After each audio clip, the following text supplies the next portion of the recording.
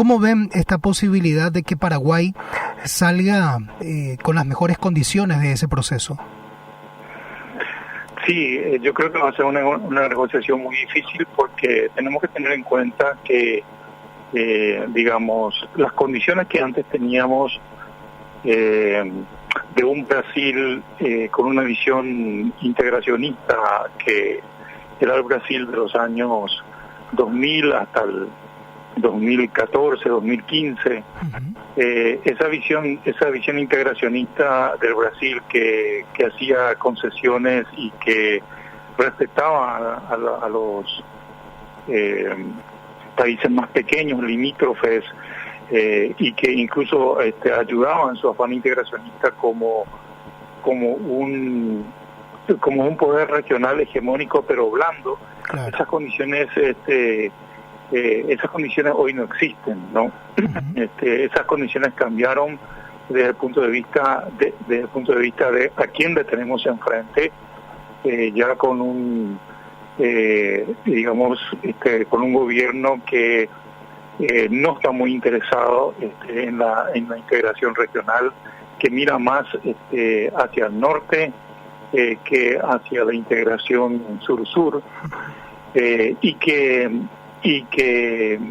digamos tiene como sus principales colaboradores a militares activos, ¿no? Sí. Dentro del gobierno, y específicamente también como director de la Itaipú Binacional. O sea, es una concepción ya del poder hegemónico duro, ¿no? De que el cual no hace ningún tipo de concesiones, a pesar de que por supuesto estamos en un momento diferente al momento de la firma del Tratado de Itaipú de 1973, en donde estaba la Guerra Fría, en donde el Brasil tenía un gobierno militar, por supuesto, muy duro, en donde el Brasil no miraba hacia América Latina y como poder regional imponía sobre todo a los más pequeños, imponía sus pretensiones, y encontraba en el Paraguay, por supuesto, a un gobierno también que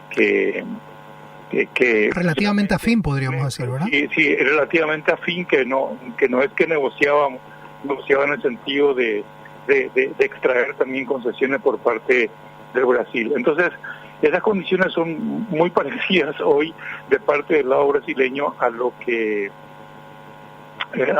teníamos en el año 1973, y eso va a significar que nosotros tengamos que afinar bastante nuestras capacidades para negociar el anexo C en particular. Sí, hay algunos incluso también, don Masi, que plantean, lo hemos escuchado de la boca del mismo vicepresidente de la República, la posibilidad de renegociar el tratado.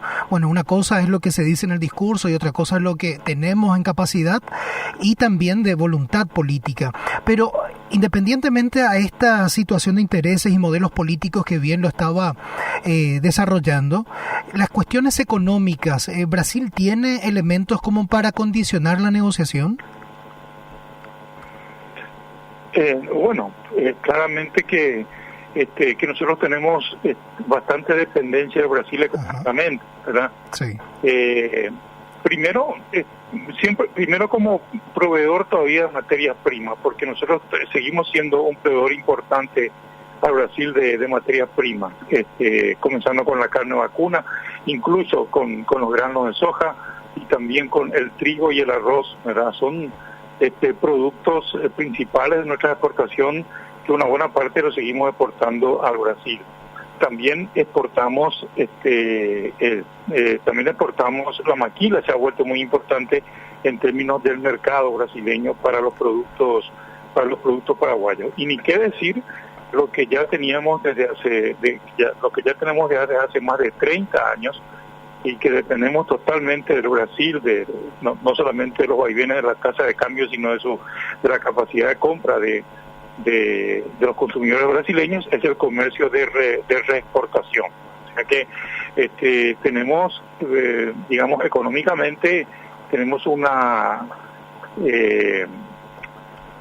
un acercamiento muy fuerte a Brasil, inclusive dentro del propio Mercosur,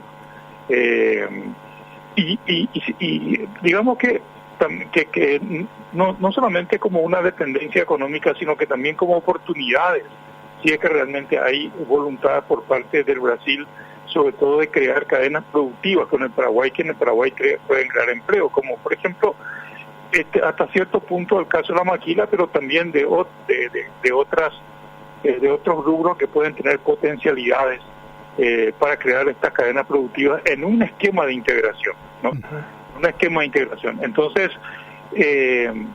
sí nosotros tenemos esa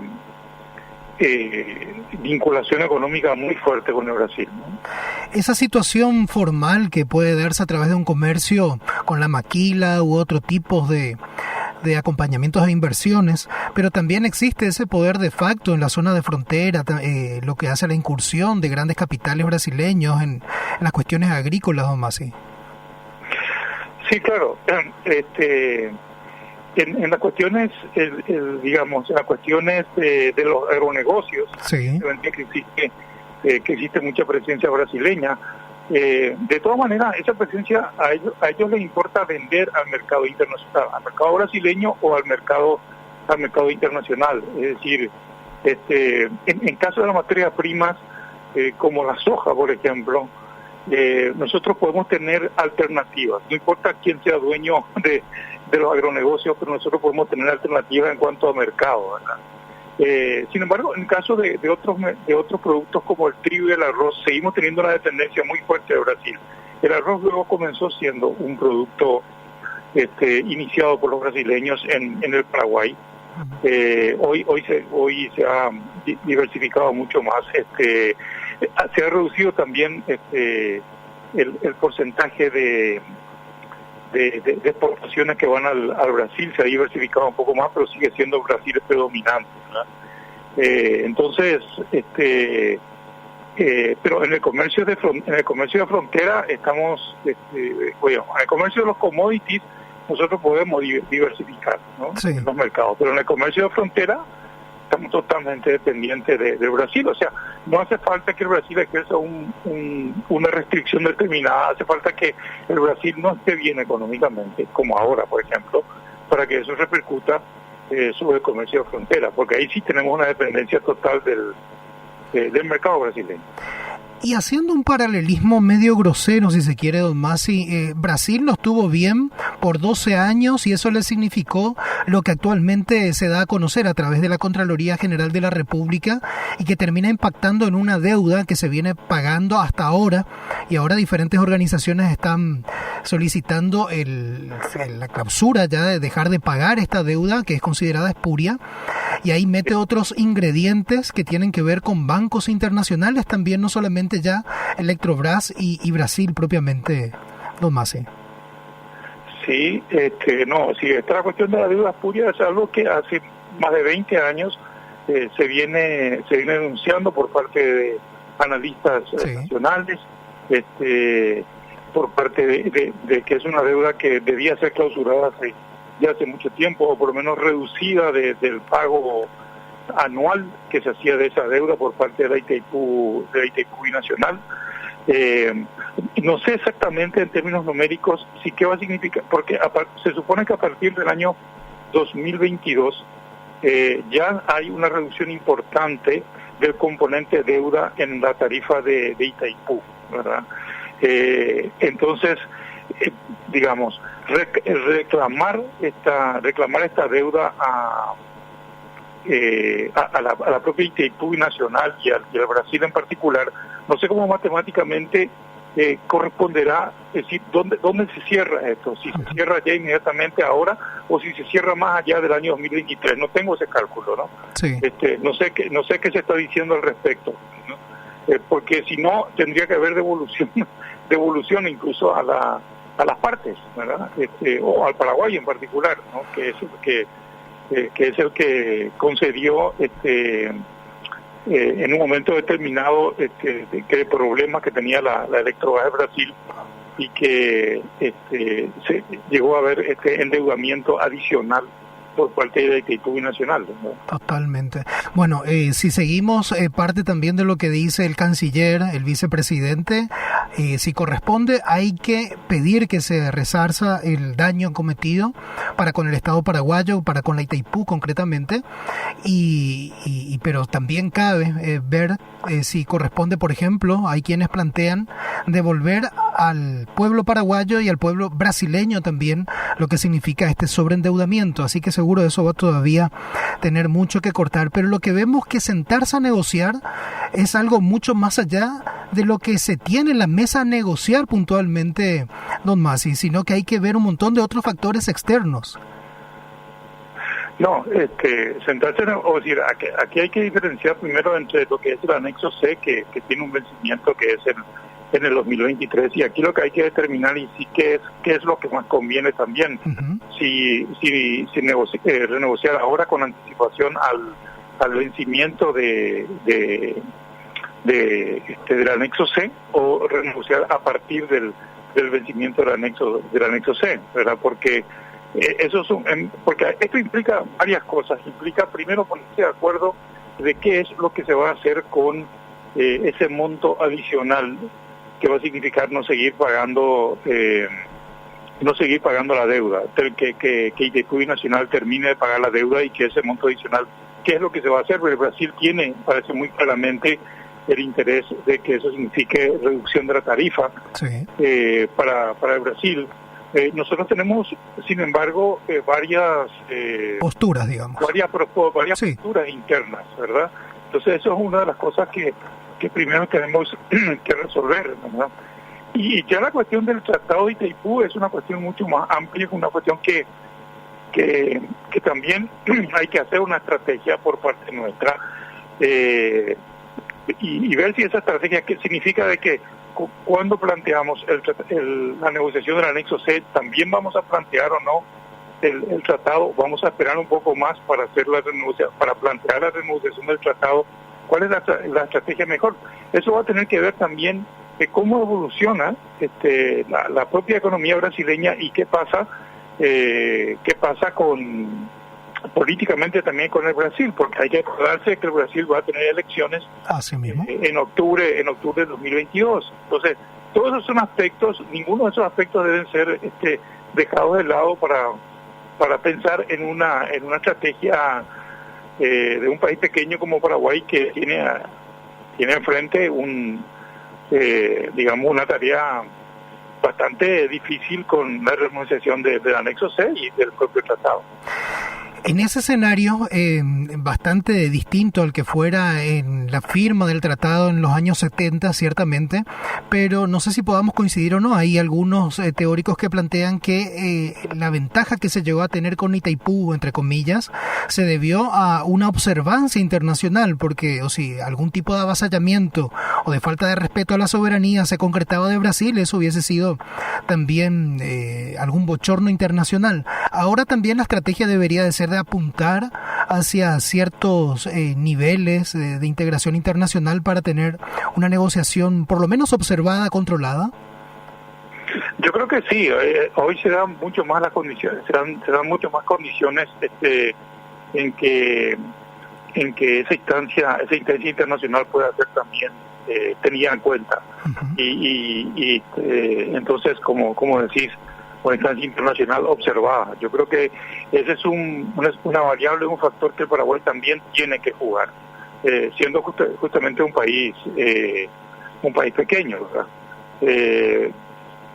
Fíjate nomás el problema que en un momento determinado tuvo el Uruguay con Argentina con la instalación de las papeleras.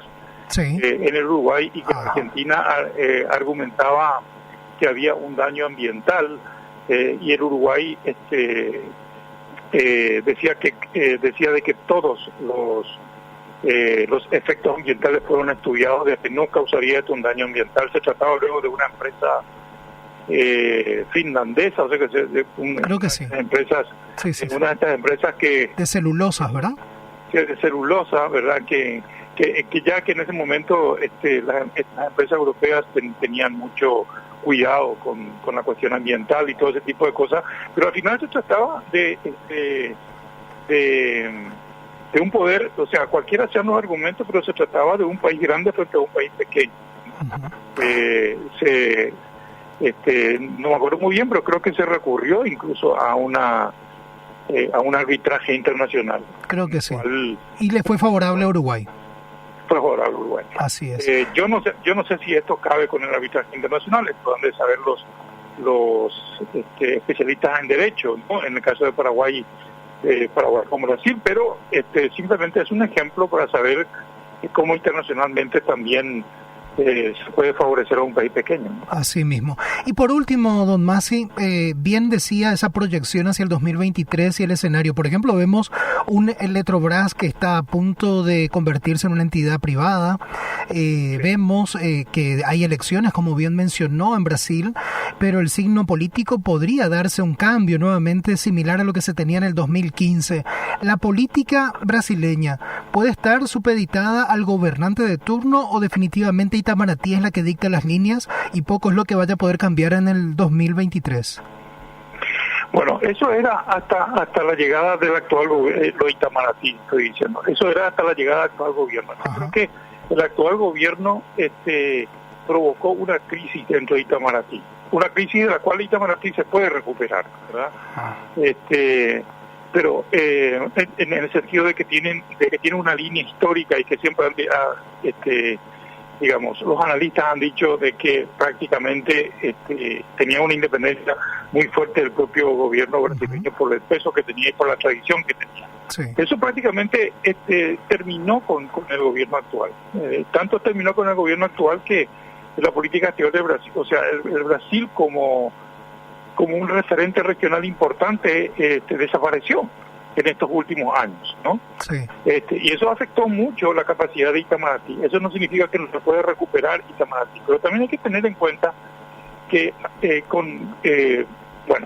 por mi experiencia propia, porque yo fui negociador dentro del Mercosur, y negociar en esos tiempos, en el tiempo de los gobiernos de Fernando Enrique Cardoso, de Lula, por más de que hayan sido gobiernos más integracionistas, que tenían en cuenta más a los países pequeños, sin embargo siempre fue muy duro negociar con Itamaraty. Itamaraty siempre tiene una línea, ha tenido siempre una línea dura, pero también lo que hay que decir es de que estos gobiernos, sobre todo el de Lula en particular, ha puesto su impronta y ha puesto sus decisiones por encima de Itamaraty y a pesar de Itamaraty, ¿verdad? Entonces significa de que eso puede suceder en el sentido de que sí hay voluntad política, ¿verdad? Eso lo demostró específicamente el gobierno, yo diría específicamente el gobierno Lula, no diría ni siquiera el gobierno de Dilma Rousseff ni